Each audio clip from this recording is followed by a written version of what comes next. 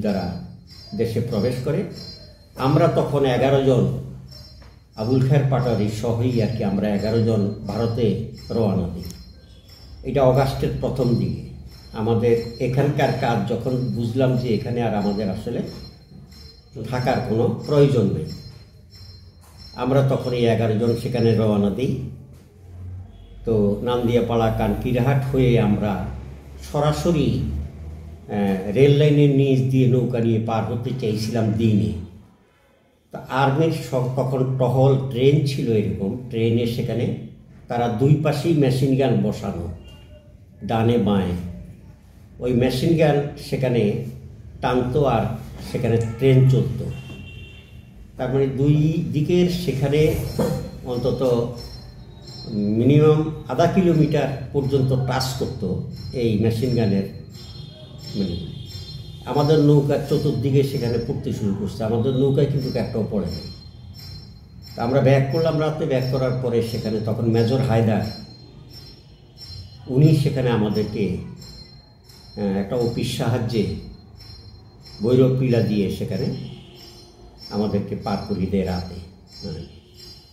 আপনার কাছে আমাদের একটু প্রশ্ন, ফরিদগঞ্জে যেহেতু আপনি যুদ্ধ করেছেন, ট্রেনিং নিয়েছেন, ফরিদগঞ্জে ইদানিং যেটা বড় প্রশ্নই দেখা দিয়েছে যে মুক্তিযুদ্ধকালীন বা যে সমস্ত আমরা জেনেছি যে মুক্তিযোদ্ধার সংখ্যা নিয়ে, কিন্তু ইদানিং গত 15 বছরে এই সংখ্যা অনেক বৃদ্ধি পেয়েছে। আসলে প্রকৃত মুক্তিযোদ্ধার সংখ্যা কত বা এটা বাড়ার কারণটা কি?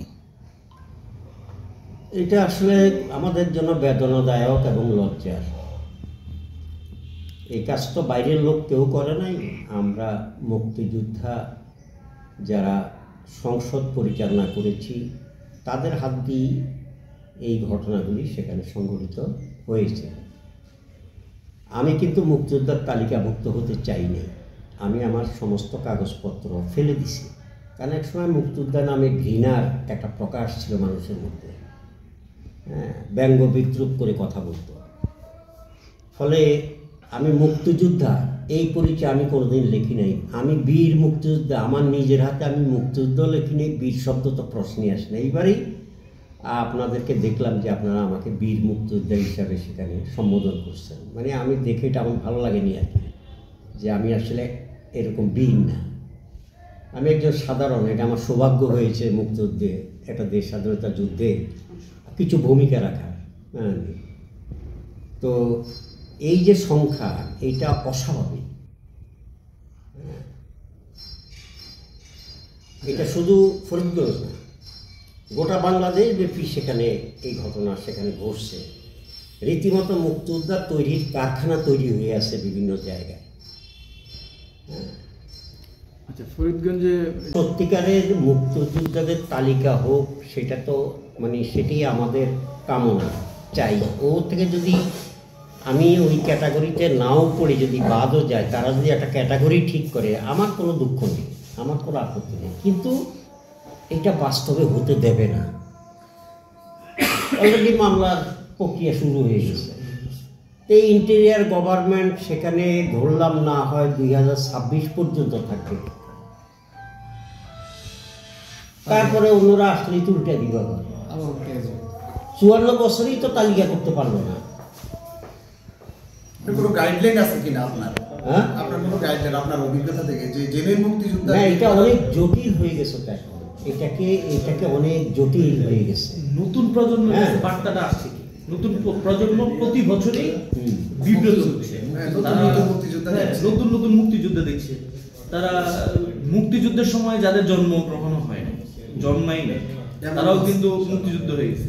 1971-এর মুক্তিযুদ্ধের পরে তো আর কোনো মুক্তিযুদ্ধ হয় নাই, প্রশ্নই আসে না। তাহলে তারা মুক্তিযুদ্ধ হলো কি? তারা এই 71ও না, যারা 65, যারা মানে 64, যারা 63, এই সময়ও যাদের জন্মগ্রহণ, তাদের পক্ষে তো মুক্তিযোদ্ধা হওয়া সম্ভব না। তাহলে হচ্ছে কি? যেটা সর্বনিম্ন ধরা হয়েছিল, কারণ লালুকে কেন্দ্র করে, লালু যে 12.5 ধরা হয়েছিল লালুকে কেন্দ্র করে। কারণ লালু আলোচিত ইয়েকে মোনায়েম খানকে খুন করলো,